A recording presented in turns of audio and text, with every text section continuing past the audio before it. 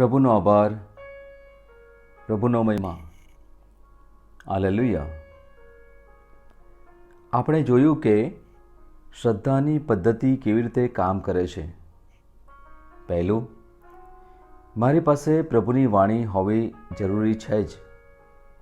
બીજું, મારે વાણી સાંભળવી પડશે જ. ત્રીજું, જ્યારે હું પ્રભુની વાણી સાંભળું છું, મારે સક્રિય રીતે સ્વીકારવી જોઈએ જ. ઈસુનો જય. હાલેલુયા. ઈસુનો આભાર. મારા મિત્ર, ભગવાનનો સ્વીકાર્ય વલણ સાથેનો ઉપદેશ તમને વિશ્વાસ આપે છે અને તમે તમારી જાતે સાચા સત્યનો અનુભવ કરશો, જે હવે તમે શીખવા પામશો. ઈશ્વરનો આભાર. ઈસુની જય. હવે આપણને ખબર છે કે જેઓ નવજીવન નથી પામ્યા તેને માટે ઈશ્વરનું રાજ્ય બંધ છે. નવજીવન એ મૂળભૂત જરૂરિયાત છે, જે જોવા અને પ્રવેશ પામવા માટે ખાસ જરૂરી છે. તમે કહેશો કે મેં કહ્યું તેમ કે જેઓએ ફરીથી જન્મ ન લીધો હોય તેમને માટે ઈશ્વરનું રાજ્ય બંધ છે. આ સાચું છે? ખરેખર સાચું છે. હાલેલુયા. ઈશ્વરનો આભાર. ઈસુનો આભાર. યોહાનનો શુભ સંદેશ અધ્યાય 3 કડી 3 ઈસુ નિકોદેમસ, જે યહૂદીઓનો આગેવાન હતો, તેની સાથે વાતચીત કરે છે. ઈસુની જય. ઈસુએ નિકોદેમસને જવાબમાં કહ્યું, હું તને સાચે સાચ કહું છું કે જ્યાં સુધી માણસ નવેસર જન્મ ન લે ત્યાં સુધી તે ઈશ્વરનું રાજ્ય જોવા પામી નહીં શકે. બીજા અર્થમાં, જેઓએ ફરીથી જન્મ ન લીધો હોય તેઓના માટે ઈશ્વરનું રાજ્ય બંધ છે. એટલે નવો જન્મ એ મૂળભૂત જરૂરિયાત છે, જે જોવા અને પ્રવેશ પામવા માટે ખાસ જરૂરી છે. ઈસુની જય. હાલેલુયા. યોહાનનો ગ્રંથ અધ્યાય 3 કડી 3 ઈસુ નિકોદેમસ સાથે વાત કરી રહ્યા હતા. તેમને ખબર નહોતી કે નવજીવન શું છે અને કેવી રીતે વ્યક્તિ ફરીથી જન્મ લઈ શકે. હવે બહુ મહત્વનો પ્રશ્ન છે કે કોઈ વ્યક્તિ કેવી રીતે ફરીથી જન્મ લઈ શકે. ઈસુની જય. જો કોઈ વ્યક્તિ ઈશ્વરના રાજ્યમાં જે આવશ્યક છે તે જોવામાં સક્ષમ છે તો તેનો જન્મ થવો જરૂરી છે. ખાલી વાણી સાંભળવાથી કોઈ પરિણામ ના મળે. વ્યક્તિ કેવી રીતે ફરીથી જન્મ લઈ શકે? 1 પિતર અધ્યાય 1 કડી 22-23 આ બધું જ શક્તિશાળી રહસ્ય છે. જીવંત વાણી. હવે તમે સત્યની આણ માથે ચડાવી છે અને તમારા અંતરને શુદ્ધ બનાવ્યા છે, એટલે ધર્મબંધુઓ ઉપર સાચો પ્રેમ રાખી શકશો. તો એકબીજા ઉપર હૃદયના ઉમળકાથી પ્રેમ રાખજો. તમે નશ્વર નહીં પણ અવિનશ્વર બીજ મારફતે ઈશ્વરના જીવંત અને શાશ્વત શબ્દ દ્વારા નવો જન્મ પામ્યા છો. નવો જન્મ પામ્યા છો. નોંધ રાખો, નવો જન્મ પામ્યા છો. નવો જન્મ પામશો નહીં, પરંતુ નવો જન્મ પામ્યા છો.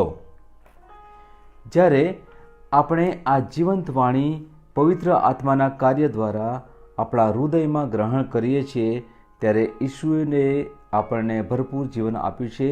તે એક બીજમાંથી નીકળતું ઝરણું બને. આ જીવન એકદમ નવા પ્રકારનું જીવન છે. આ જીવન હંમેશા પ્રભુ તરફથી આવે છે. ઈસુની જય. હવે તમે ક્યારેય ધર્મ દ્વારા, તમારા સારા કાર્ય દ્વારા કે તમારા પોતાના પ્રયત્ન દ્વારા આનો અનુભવ નહીં કરી શકો, કારણ આ જીવન ઈશ્વર તરફથી આવે છે. હાલેલુયા, ઈશ્વરનો આભાર. તેથી આ સમજ સાથે જોઈએ કે જેના દ્વારા બીજ કાર્ય કરે છે તે એક કાયદો છે. જ્યાં બીજ અને જીવન સમગ્ર બ્રહ્માંડમાં સંચારિત થઈ રહ્યા છે. આ કાયદો આ રીતે જણાવ્યા મુજબ ચાલે છે. જીવનની પ્રકૃતિ બીજની પ્રકૃતિ કેવી છે તેને આધારે નક્કી થાય છે. જીવનની પ્રકૃતિ બીજની પ્રકૃતિ કેવી છે તેને આધારે નક્કી થાય છે. એનો અર્થ એ થાય કે જો બીજ નાશવંત અને ભ્રષ્ટ હોય તો જીવન પણ નાશવંત અને ભ્રષ્ટ હશે. છતાં પણ આપણને ખબર છે કે પ્રભુનું બીજ અવિનાશી છે. તે ભ્રષ્ટ નથી, તે દૈવી છે, તે શાશ્વત છે, તે અવિનાશી છે. એટલા માટે આપણા જીવનમાં આ બીજ દ્વારા જીવન આવે છે. તે એ જ જીવન છે જે એક બીજમાં છે, ઈસુની જેમ. એટલે તે ઈશ્વરીય છે, તે શાશ્વત છે, તે અવિનાશી છે, તે ભ્રષ્ટ નથી. ઈશ્વર ઈચ્છે છે કે આપણે બધા આ પ્રકારનું જીવન જીવીએ. પરંતુ આ જીવન ફક્ત એવા લોકોને મળશે જેમને શ્રદ્ધા છે. ફરીથી, એવા કોઈ કાર્ય દ્વારા નહીં કે કોઈ ધર્મ દ્વારા નહીં, પરંતુ પ્રભુની વાણી દ્વારા મળેલ શ્રદ્ધા દ્વારા મળે છે. ઈસુની જય. માતા મરિયમે દેવદૂત દ્વારા મળેલ સંદેશમાં શ્રદ્ધા મૂકી બીજ ગ્રહણ કર્યું અને તરત જ એ બીજ તેની કુંખમાં કામ કરવા લાગ્યું અને તે ગર્ભવતી થઈ. એ જ રીતે જ્યારે તમે શુભ સંદેશનું બીજ ગ્રહણ કરો છો, ઈસુની જય, જ્યારે તમે શુભ સંદેશનું બીજ ગ્રહણ કરો છો, ઈસુનું જીવન લાવો છો. કડી 22માં જોઈએ. હવે તમે સત્યની આણ માથે ચડાવી છે અને તમારા અંતરને શુદ્ધ બનાવ્યા છે. એટલે ધર્મબંધુઓ ઉપર સાચો પ્રેમ રાખી શકશો તો એકબીજા ઉપર હૃદયના ઉમળકાથી પ્રેમ રાખજો. એટલે મારું મન અને આત્મા ચોખ્ખા થયા છે. કેવી રીતે?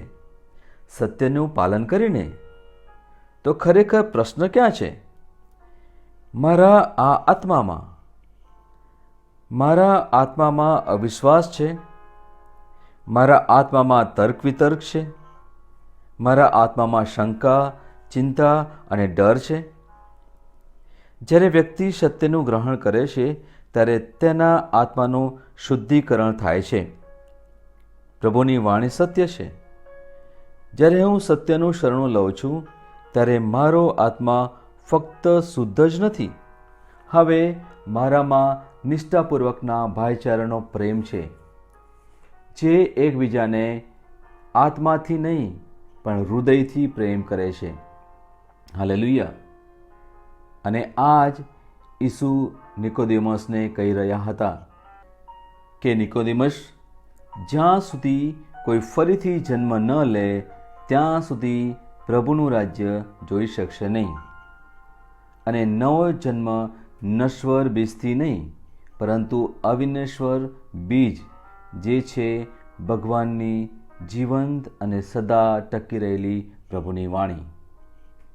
એટલે જો તમે સાજાપણાની વાણી સાંભળો અને સ્વીકારો ત્યારે તમે તમારા આત્માને શુદ્ધ કરો છો. અને આ અવિનશ્વર સાજાપણાની વાણી માંદગી અને રોગ નષ્ટ કરીને તમને સાજાપણું આપશે. મૂળ વક્તા કહે છે, મને 19 વર્ષે ડાયાબિટીસ થયો હતો. મારા પિતા ડાયાબિટીક હતા. મેં 33 વર્ષની ઉંમરે પ્રભુની વાણી સ્વીકારી અને જેમ જેમ મેં વાણીને સમજવા માંડી, મને ખબર નથી ક્યારે મારી બીમારી જતી રહી. કારણ મેં મારી જાતને ક્યારેય ડાયાબિટીક છું એમ નહોતું માન્યું, પરંતુ મારી જાતને તંદુરસ્ત જ માની હતી. કારણ તેના ઘાથી હું સાજો થઈ ગયો છું. એટલે મને ખબર નથી કે હું ક્યારે સાજો થઈ ગયો. હું વાણીમાં એટલો બધો ગરકાવ થઈ ગયો હતો. પ્રભુની વાણી જે જીવંત અને મજબૂત છે, તેણે મારા આત્માને સાજો કરી દીધો અને મારા મનને નવું કરી દીધું. આમ મને મારા શરીરમાં સાજાપણું મળ્યું. હે પિતા, ઈશ્વરના નામમાં હું એકે એક વ્યક્તિને કહું છું કે પ્રભુ ઈસુ, અત્યારે જે કોઈ આ વાણી સાંભળે છે તે વ્યક્તિના હૃદયમાં આવો. જે કોઈ સાંભળે છે તે બોલો, પ્રભુ ઈસુ, હું તમને પ્રેમ કરું છું. હું તમારો આભાર માનું છું. હું તમારો મહિમા કરું છું. હું તમારા માટે ભૂખ્યો થયો છું. પ્રભુ ઈસુ, હું વાસ્તવિક સત્ય માટે ભૂખ્યો થયો છું. પ્રભુ ઈસુ, હું તમારા સ્પર્શ માટે ભૂખ્યો થયો છું. હવેથી હું લોકો સામે નહીં, પરંતુ તમારી સામે જોઉં છું. પ્રભુ ઈસુ, 120 ગુરુ બંધુઓ ઉપલા માળે ભેગા થયા હતા અને 50માનું પર્વ વખતે તેમને જ્વાળાઓ જેવી જીભો દેખાઈ અને હવે વહેંચાઈ જઈને દરેકના માથા ઉપર એક એક સ્થિર થઈ ગઈ હતી. પ્રભુ ઈસુ, હું આ જ્વાળા જેવી જીભોનો ભૂખ્યો થયો છું. પવિત્ર આત્માના અવતરણની આગ, અને હું પ્રાર્થના કરું છું કે પવિત્ર આત્મા આવો અને મને તમારી પવિત્ર આગથી અભિષેક કરો. આવો અને મારા ઉપર ઉતરો. મારા જીવનમાં જે પણ કરવું હોય તે કરો. તમારી આગ મારા આત્માને શુદ્ધ કરો. મારા હૃદયને શુદ્ધ કરો. પ્રભુ પવિત્ર આત્મા, તમારી પવિત્ર આગથી મને બદલી કાઢો, જેથી ફરી ક્યારેય અત્યારનો જેવો ના રહું. નવજીવનનો અગ્નિ મારામાં અત્યારે સળગો. નવજીવનનો અગ્નિ મારા જીવનમાં પરિવર્તન લાવો. હું જે કંઈ બોલ્યો તે અવિનશ્વર બીજ છે, અવિનાશી બીજ છે. હું બોલ્યો છું, મેં વિશ્વાસ કર્યો છે, મેં સ્વીકાર્યું છે. અત્યારે મેં પવિત્ર આત્માની આગને સક્રિય કરી છે, જેથી તે મારામાં બધા ભ્રષ્ટાચારને બાળી મૂકે અને મને શુદ્ધ કરે અને પવિત્ર કરે, જેથી ઈશ્વરનું ગૌરવ થાય. ઈશ્વરનો આભાર, ઈશ્વરનો જય. પિતા, આ સ્પર્શ બદલ તમારો આભાર. પિતા, આ અભિષેક બદલ તમારો આભાર. પિતા, આ ઉત્તમ પુનઃજીવનની અગ્નિ મારામાં બળે છે તે બદલ તમારો આભાર, કે હવે પછી બીજાનો આશીર્વાદ બનવા માટે હું આશીર્વાદિત થયો છું. ઈસુના નામમાં મારા મિત્ર, હું આ અભિષેકને છૂટો મૂકું છું. તમે જ્વાળા જેવી જીભોને ગ્રહણ કરો, શુદ્ધ થાવ અને સત્યનું આજ્ઞાપાલન કરો. અને હવે આ આગને સહારે માદાને સ્પર્શ કરો, માદાને સજા કરો. જાઓ અને દુષ્ટ આત્માને બહાર કાઢો. જાઓ અને આ દુનિયામાં આ જ્વાળા જગાવો.